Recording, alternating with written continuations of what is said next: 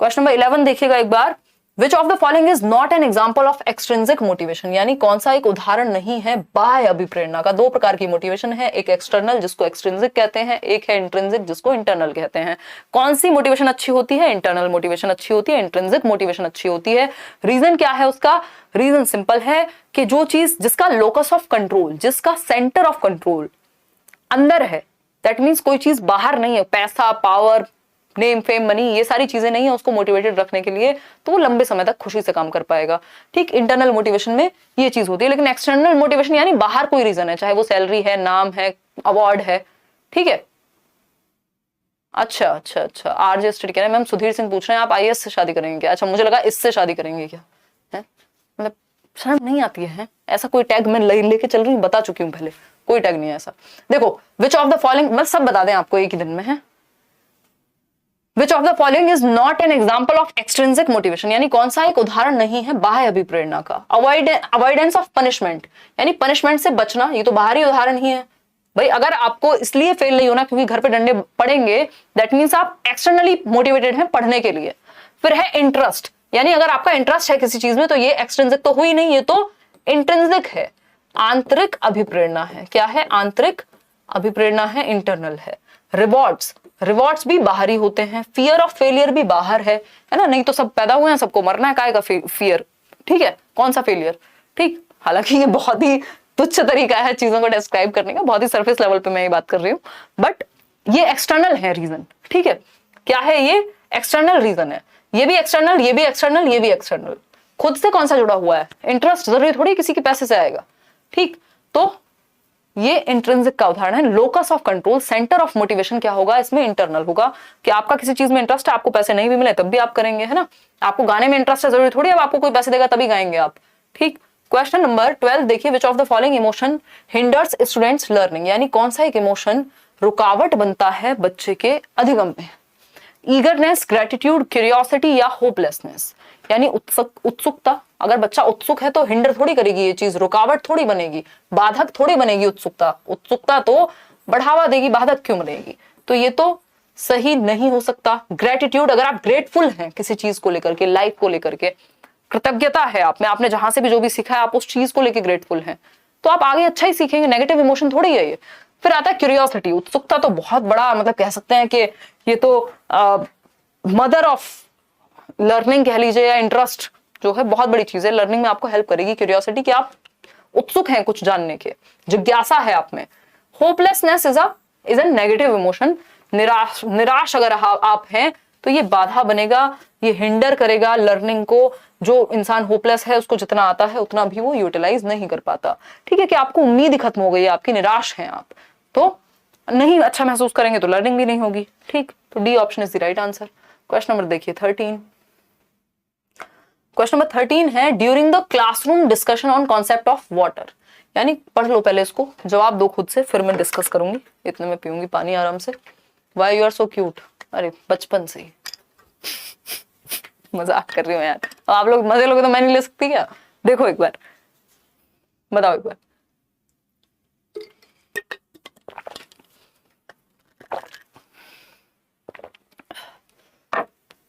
Oh God, CTET exam कब होगा? अभी तो बताया नहीं है। अच्छा रविंदर जी धन्यवाद। 11th में हूँ, कुछ मेरे लिए भी सजेशन दे दीजिए। अरे यार आप अपने पढ़ाई कीजिए सिलेबस की, देखने के लिए लाइव स्ट्रीम पे आता हूँ, कुछ अच्छा काम ढूंढ लो। चलो एक बार फटाफट से देखते हैं। बहुत बढ़िया, लाइक शेयर आप लोग कम कर रहे हैं, कुछ 4200 लोग हैं, 2600 लोगों ने लाइक किया। देखिए ड्यूरिंग द क्लासरूम डिस्कशन, आप लोग आंसर दे रहे हैं सी ऑप्शन, 76% आंसर दे रहे हैं। चलिए देखते हैं। During the classroom discussion on concept of water, यानी पानी क्या है इस पे बात हो रही थी क्लासरूम में। अ चाइल्ड रिस्पॉन्डेड, एक बच्चे ने रिस्पॉन्स दिया कि वाटर इज नॉट कलरलेस, यानी पानी जो है वो रंगहीन नहीं है। पूछने पे टीचर ने पूछा अच्छा भाई क्यों नहीं है रंगहीन, पहले जानोगे तो सही ना कि बच्चे का कॉन्सेप्ट क्या है। On enquiring by the teacher child gave reference of dirty water, तो बच्चे ने क्या दिया?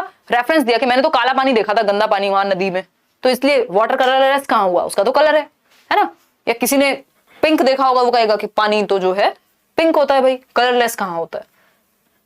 डर्टी वाटर का रेफरेंस दे दिया, which he had seen in a drain near his home, एक ड्रेन पाइप में देखा था। A teacher respond to this misconception, अब ये क्या ऑल्टरनेटिव कॉन्सेप्शन है बच्चे का, है ना, नाइव कॉन्सेप्शंस भी बोलते हैं इसको, मिसकॉन्सेप्शन भी बोलते हैं इसको, ठीक है। ध्यान से रखिएगा, इस बात को बिल्कुल बिठा लीजिएगा दिमाग में, 1 नंबर का क्वेश्चन है आपका, अगर ये कॉन्सेप्ट आप मिस करते हैं तो नंबर जाएगा, ठीक है। जब लिखा हो ऑल्टरनेटिव कॉन्सेप्शन यानी वैकल्पिक धारणाएं, ठीक है, ऑल्टरनेटिव कॉन्सेप्शन यानी वैकल्पिक धारणा, यानी बच्चा विकल्प में सोच रहा है कुछ ना कुछ किसी कॉन्सेप्ट को लेकर के। वाटर अच्छा कलरलेस होता है बट उसके पास विकल्प है कि कलरफुल भी तो होता है, मैंने तो वहां देखा तालाब में, ठीक। तो ऑल्टरनेटिव कॉन्सेप्शन इसी को कहा जाता है नाइव कॉन्सेप्ट्स, यानी बच्चा अभी अनुभवहीन है, उसको अनुभव कम है, इसलिए वो बहुत ही नाइव से कॉन्सेप्ट्स हैं, है ना। जैसे हम छोटे होते हैं हम सोचते हैं अरे मतलब वर्ल्ड शुड बी फेयर, सारी चीजें एकदम कैलकुलेशन पे चलनी चाहिए, ठीक, या आइडियलिज्म में जब हम होते हैं कई बार। ऑल्टरनेटिव कॉन्सेप्शन और नाइव कॉन्सेप्शन और मिसकॉन्सेप्शन भी आप इसको कह सकते हो। मिसकॉन्सेप्शन की जगह वैसे इन वर्ड्स को आजकल यूज किया जाता है कि बच्चे को अगर गलत फहमी है तो उसको कैसे क्या करेंगे। देखो तीन ही सिचुएशन में आपको बच्चे की बात सुननी है और फिर चैलेंज करना है उस चीज को, है ना, पहले सुन लेनी है, उसके रीजन को सुन लेना है। ये बच्चे का वैकल्पिक तरीका है सोचने का। देखिए कंप्लीटली डिस्कार्डिंग दिस आंसर, यानी आप डिस्कार्ड कर देंगे, सिरे से नकार देंगे, अरे नहीं तुमने कुछ और देख लिया होगा, ये तो नहीं कर सकते। Asserting that his logic is baseless, यानी आप कहेंगे बच्चे के बात में कोई तर्क जो है वो निराधार है। भाई तर्क तो है, पानी तो होता है रंग वाला भी, जो उसने देखा है, तो ऐसा थोड़ी है कि निराधार साबित कर देंगे, सुनेंगे पहले उसकी बात। फिर है C option, accept the response and explain the logic of calling the water colourless, यानी आप इस रिस्पॉन्स को एक्सेप्ट करेंगे और फिर लॉजिक जो है वो एक्सप्लेन करेंगे कि वो किस लॉजिक से कलरलेस मतलब कलरफुल बोल रहा है और आपका क्या लॉजिक है कलरलेस होने का, ठीक है। तो ये आप बेसिकली उसको चैलेंज करेंगे, डिस्कस करेंगे। Emphasizing on only one correct answer, that is water is colorless, ऐसा नहीं है कि आप सिर्फ इसी बात को गाते रहेंगे कि नहीं वाटर कलरलेस होता है, कलरलेस होता है, बच्चे को समझाएंगे भी तो सही ना, ठीक है जी।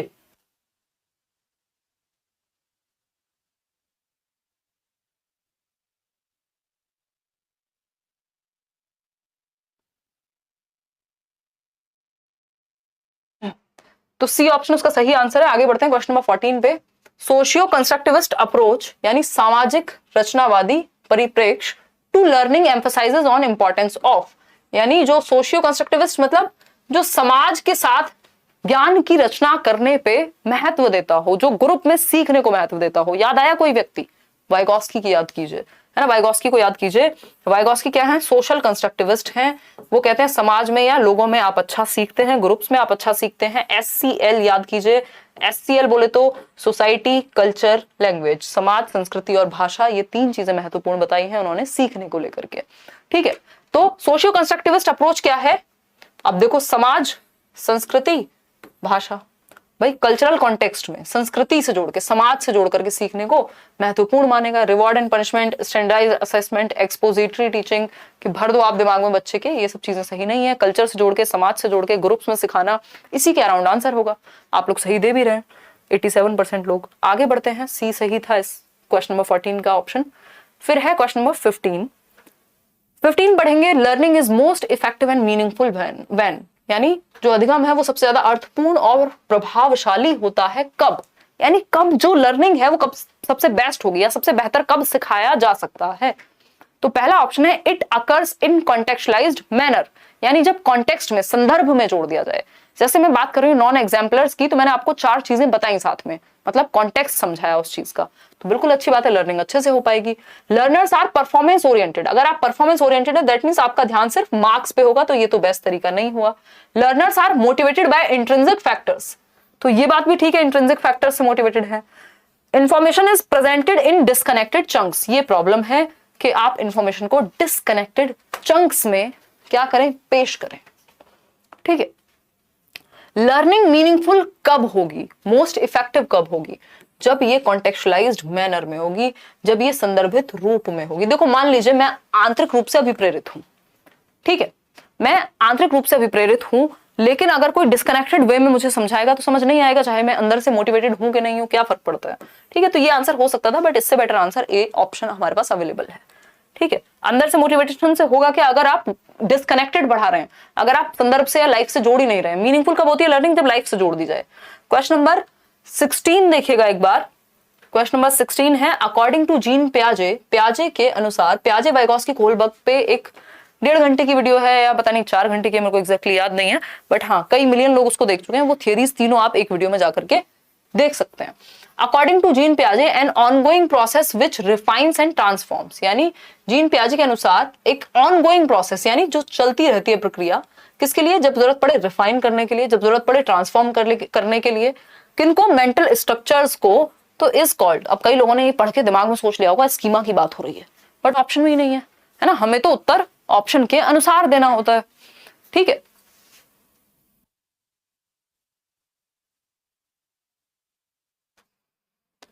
देखिए डेफर्ड इमिटेशन होता है कि बच्चे ने, ये सेंसरी मोटर स्टेज में आता है, जन्म से 2 वर्ष तक बच्चे ने पापा को शेविंग करते हुए देखा और या लिपस्टिक लगाते हुए देखा मम्मी को, और किसी दिन वो पूरा लिपस्टिक में पुता हुआ घूम रहा है। ये डेफर्ड इमिटेशन है कि उसको अनुकरण करना आ गया है, बट डेफर्ड मतलब वो याद रख सकता है, बाद में भी उस चीज को रिपीट कर सकता है, मेमोरी आ गई है उसमें।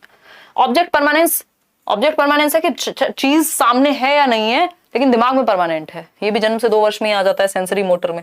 ठीक है, इन चीजों को बार बार दिमाग में रखिए। एसिमिलेशन होता है ऐड करना किसी चीज को, तो यहाँ पे सिर्फ ऐड करने की बात नहीं हुई, ट्रांसफॉर्म की भी बात हुई है। ऑनगोइंग प्रोसेस है जो रिफाइन करती रहती है, बैलेंस करती रहती है जब जरूरत पड़ती है। तो आंसर होगा इक्विलिब्रेशन, संतुलीकरण। ये कॉन्टिन्यूअसली चलता रहेगा, जो आपके दिमाग में है और जो दुनिया में है, दोनों को आप बैलेंस बनाने की कोशिश करते रहते, नहीं तो कॉन्फ्लिक्ट होगा, नहीं तो आप परेशान हो जाएंगे। तो D option is the right answer. कृपा करके इसको ठीक कर लीजिए, सिर्फ 16% लोगों ने आंसर सही दिया है। क्वेश्चन नंबर 17 देखिएगा एक बार। क्वेश्चन नंबर 17 है, after seeing students struggling to solve a problem, एक मतलब बच्चों को किसी प्रॉब्लम को सॉल्व करने में स्ट्रगल करते हुए देखा किसी टीचर ने। A teacher gave them hints and half solved examples, teacher ने क्या दिए, हिंट दिए कि इसको ना ऐसे ऐसे भी कर सकते हैं, ऐसे भी कर सकते हैं, और हाफ सॉल्व्ड एग्जांपल्स दिए, यानी थोड़ी कुछ चीजें सॉल्व करके दे दी, थोड़ी वो आगे जाके करेंगे बच्चों को असिस्ट करने के लिए। As per Lev Vygotsky theory this is an example of, यानी वाइगॉस्की की थियरी के अनुसार ये किस चीज का एग्जाम्पल है। कितनी बार हमने डिस्कस किया है, temporary help, temporary structure of help, या फिर हिंट देना, हाफ सॉल्व्ड प्रॉब्लम्स देना, क्यूज देना, है ना। जो हम हिंट की बात कर रहे हैं ये स्कैफोल्डिंग का उदाहरण होता है, मचान का उदाहरण होता है, ना रिवर्सिबिलिटी है ना एक्सपोजिटरी टीचिंग है कि भर दिया आपने दिमाग में। ठीक है, सिंपल अस्थाई मदद स्कैफोल्डिंग कहलाती है, जहां बच्चा अटके उसको आप मदद देंगे, हिंट देंगे, क्यू देंगे, आधा सॉल्व करेंगे, कोई स्टेप सॉल्व करेंगे। A option is the right answer, जो कि आप लोग दे भी रहे हैं सही। क्वेश्चन नंबर 18 देखिएगा एक बार। Which theorist asserted that cognitive development is a collaborative process, यानी किस थियरिस्ट ने कहा कि संज्ञानात्मक विकास जो है वो कोलैबोरेटिव प्रोसेस है। कोलैबोरेटिव का मतलब क्या है, जहां सब साथ में आकर के सीखें, कोऑपरेशन से सीखें, ग्रुप में सीखें। ठीक है, एक दूसरे से कोलैब करके सीखें। ठीक है,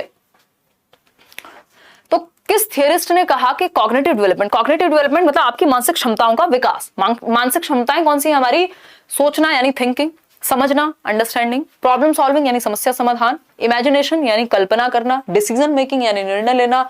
ये सब क्या है, ये हमारी मानसिक क्षमताएं तो हैं, जिसमें हमारी बुद्धि भी शामिल है।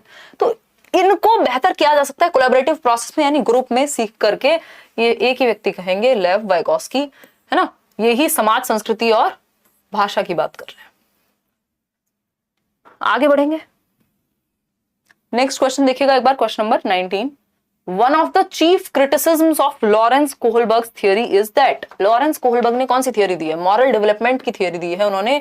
इसकी मुख्य आलोचना में से कौन सी एक आलोचना है। लॉरेंस कोहलबर्ग की थियरी की मैंने आपको 3 आलोचनाएं बताई हुई हैं, अगर आपने प्लेलिस्ट में भी वीडियो देखी हुई है, बैचेस में भी अगर आप हैं तो यू शुड नो दिस कि लॉरेंस कोहलबर्ग की क्रिटिसिज्म मेन क्या है। 3 चीजें हैं। एक तो ये कल्चर का ध्यान नहीं रखती थियरी। भाई अमेरिका में माँ बाप से अलग हो जाना बहुत ईजी चीज है, या कह सकते हैं कि नॉर्मल है। इंडिया में हो सकता है वो चीज इजीली ना होती हो, है ना। और क्या हो सकता है, दूसरी चीज है यहाँ पे कि एक तो ये कल्चर न्यूट्रल नहीं है, मतलब कल्चर का प्रभाव पड़ता है मॉरल डेवलपमेंट पे। दूसरा जेंडर बायस थियरी है ना। क्या है, जेंडर बायस थियरी है। ठीक, मतलब फेमिनिन एस्पेक्ट को यहाँ पे ध्यान में रखा गया कि फीमेल्स जो है वो इमोशनल होती है कंपैरेटिवली मेल्स के, और भी बहुत सारी चीजें हैं। थर्ड और कोई पॉइंट था जो मुझे अभी याद नहीं आ रहा, ठीक, किसी को याद आ रहा हो तो कमेंट में बता देना वीडियो देखने के बाद। तो his theory undermines the feminine perspective, बिल्कुल सही बात है कि जो फेमिनिन पर्सपेक्टिव है, जो नारी परिप्रेक्ष्य है, उस पर ध्यान ही नहीं दिया, अंडरमाइन करती है करती है ये थियरी ने, महिलाओं के पर्सपेक्टिव पे फोकस ही नहीं किया। फिर है B option, he did not refer to Piaget's theory of moral development. भाई रेफर करना कोई क्रिटिसिज्म नहीं है, वो पियाजे की थियरी से इंस्पायर्ड है, ये तो कोई क्रिटिसिज्म में आता ही नहीं है। फिर है he does not propose specific responses of children at each stage, उन्होंने हर एक स्टेज पे क्या क्या रिस्पॉन्स होंगे बताया हुआ है। ही did not conduct any research on children, देखो कुछ ऐसा भी नहीं कह सकते कि रिसर्च बिल्कुल नहीं हुई, उन्होंने बच्चों को बुलाया, एग्जांपल्स लिए, डिस्कशन हुआ उस पर, ठीक है। तो A option is the only right answer over here, कि ये फेमिनिन पर्सपेक्टिव को अंडरमाइन करती है, कम आंकती है जेंडर बायस थ्योरी। और कैसा ऐसा किसने कहा, इन्हीं की स्टूडेंट कैरल गिलिगन ने इस चीज पे इनको क्या किया है, क्रिटिसाइज किया है, आलोचना की है। अभी भी जीवित हैं कैरल गिलिगन, तो कोलबर्ग ने तो सुसाइड कर लिया था if I am not wrong, ठीक है जी। आगे बढ़ेंगे नेक्स्ट क्वेश्चन पे। क्वेश्चन नंबर है 20th, Howard Gardner suggested that there are distinct kinds of intelligence, यानी 8 प्रकार की बुद्धि होती है, मल्टीपल इंटेलिजेंस यानी बहुबुद्धि के सिद्धांत में हावर्ड गार्डनर ने कहा है distinct kinds of intelligence, different kinds, which of the following intelligence was not proposed by Howard Gardner, यानी कौन सा एक प्रकार हावर्ड गार्डनर ने नहीं दिया बुद्धि का। 4 ऑप्शन हैं आपके पास बुद्धि के प्रकार के, उनमें से कौन सा एक ऑप्शन हावर्ड गार्डनर के अनुसार या हावर्ड गार्डनर ने दिया ही नहीं था कभी, इसका जवाब आप देंगे ऑप्शंस में। तो 25% ए कह रहे हैं और 54% लोग डी कह रहे हैं, तो 54% हम मेजोरिटी के साथ जाएंगे। कई बार तो आपकी मेजोरिटी भी इतने खराब आंसर दे देती है, आज आप लोगों ने कई आंसर गलत दिए हैं, मेजोरिटी ने वो भी, है ना। देखिएगा एक बार इस चीज को। अगर मैं बात करूं यहाँ, तो म्यूजिकल इंटेलिजेंस दी तो है गार्डनर ने, ए आर रहमान का एग्जांपल कितनी बार दिया है, सोनू निगम का एग्जांपल कितनी बार दिया है, आपके प्यारे अरिजीत सिंह का एग्जांपल कितनी बार दिया है, लता मंगेशकर जी का एग्जांपल कितनी बार दिया है, क्यों भूल जाते हो। लिंग्विस्टिक इंटेलिजेंस भी है, बॉडीली काइनेस्थेटिक भी है, practical intelligence is not there. Practical intelligence की बात किसने की है, याद करो थोड़ा सा, है ना। प्रैक्टिकल इंटेलिजेंस की किसने बात की है, Robert Sternberg, PCA, practical creative analytical. तो ये गार्डनर ने नहीं दी, इसीलिए D option is the right answer. 5 question और करेंगे लगे हाथों। क्वेश्चन नंबर 21 है, विच of the following illustrates a constructivist learning approach in a progressive classroom, यानी निम्नलिखित में से कौन सा एक विकल्प प्रगतिशील कक्षा में संरचनात्मक शिक्षण का उदाहरण देता है। यानी प्रगतिशील शिक्षा या कक्षा क्या होती है, जिसपे जॉन डुई भी बात करते हैं, जहां बच्चा एक्टिव है, जो चाइल्ड सेंटर्ड है, जो बच्चे की नीड, उसके इंटरेस्ट, उसके एप्टीट्यूड, उसके एटीट्यूड को ध्यान में रख करके जहां एक्टिविटीज प्लान्ड होती है। कंस्ट्रक्टिविस्ट लर्निंग क्या है, जहां बच्चा कंस्ट्रक्शन करे। अगेन दोनों ही बातें कुल मिला के कहते हैं कि बच्चा एक्टिव होना चाहिए, ठीक है। रचनावाद वही रचनावाद है जिससे प्याजे, वाइगोस्की, ब्रूनर बिलोंग करते हैं, जो एनसीएफ जिस पे बेस्ड है कि बच्चा करके सीखता है, ये मानता है। रचनावाद भी मीनिंगफुल लर्निंग की बात करता है, अर्थपूर्ण होना चाहिए, जो अधिगम है। क्वेश्चन ऑप्शन नंबर 1 है, मल्टीपल इंटरप्रिटेशंस, यानी विविध स्पष्टीकरण देना होगा। सही बात है, डिफरेंट वे में समझाओ। रोट मेमोराइजेशन, भाई जहां बच्चा एक्टिव है वहां रटने पे फोकस क्यों करेंगे। वर्बेटिम और रिकॉल, यानी रट्टे लगा लो, 2 एकम 2 2 दूनी 4 कहां से आया किसी को नहीं पता। फिर rewards and punishment, rewards and punishment भी अगेन कंस्ट्रक्टिविज्म में फॉलो नहीं किए जाते, व्यवहारवाद के प्रोडक्ट हैं ये, व्यवहारवाद ने दिया है ये रिवॉर्ड और पनिशमेंट का कॉन्सेप्ट, ठीक है। स्पेशली थॉर्नडाइक बात करते हैं रिपीटेड ड्रिल एंड प्रैक्टिस, बस अगेन 2 एकम 2 2 दूनी 4, ड्रिल प्रैक्टिस लगातार कराते रहो, चाहे कुछ पल्ले पड़े ना पड़े, बस आपको पता होना चाहिए, डेफिनेशंस आपने रटी हुई है, मीनिंग पता हो ना पता हो। तो A option is the only right answer, विविध स्पष्टीकरण। ये होगा चाइल्ड सेंटर्ड एजुकेशन का उदाहरण, जहां बच्चा एक्टिव है, जहां बच्चा सक्रिय है। तो A option is the only right answer over here. आगे बढ़ेंगे नेक्स्ट क्वेश्चन पे। क्वेश्चन नंबर है 22। देखो जो लोग नए लोग हैं वो यूट्यूब पे स्पीड कम करके भी देख सकते हैं, क्योंकि मेरी जो बोलने की गति है वो कई बार ओवर स्पीड हो जाती है, और जो लोग नया शुरू करते हैं ये सब्जेक्ट उनको दिक्कत हो सकती है। मैं कोशिश करूंगी वैसे थोड़ा धीमे चलने की, बट इससे धीमे और क्या ही चलें, कितना धीमे चलें, कहीं पहुंच नहीं पाएंगे फिर। देखिए एक बार क्वेश्चन नंबर 22 है, इन कॉन्टेक्स्ट ऑफ मल्टीलिंगुअलिज्म, यानी बहुभाषिता के संदर्भ में विच of the following is an appropriate approach, यानी उपयुक्त अप्रोच है, दृष्टिकोण है, इनमें से कौन सा, बताइएगा एक बार, फटाफट बताओ।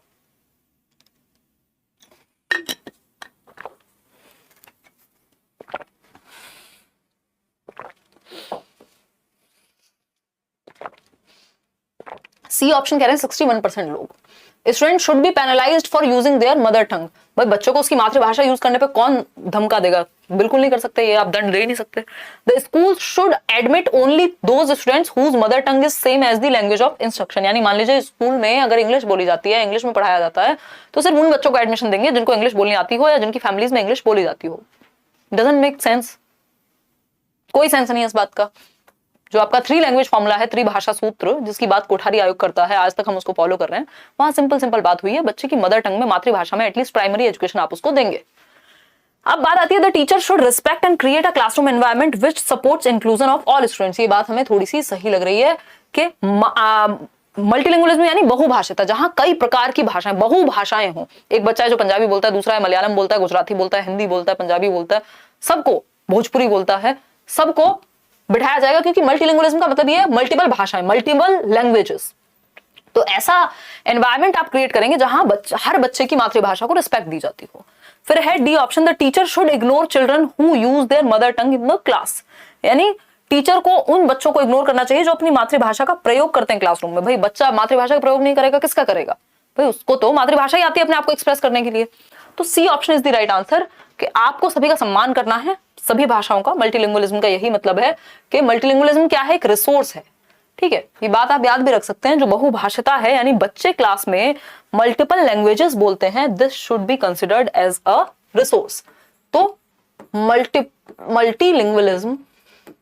मल्टीलिंगुअलिज्म यानी बहुभाषिता, ये आपको हर सब्जेक्ट की पेडागोजी में काम आएगा, स्पेशली हिंदी, इंग्लिश और नॉर्मल पेडागोजी में। तो मल्टीलिंगुअलिज्म इज अ रिसोर्स। एक क्लास में कई भाषाएं बोलने वाले बच्चे हैं, इस चीज को आप कभी भी नेगेटिव नहीं लेंगे। बहुभाषिता एक संसाधन है। संसाधन समझते हैं ना?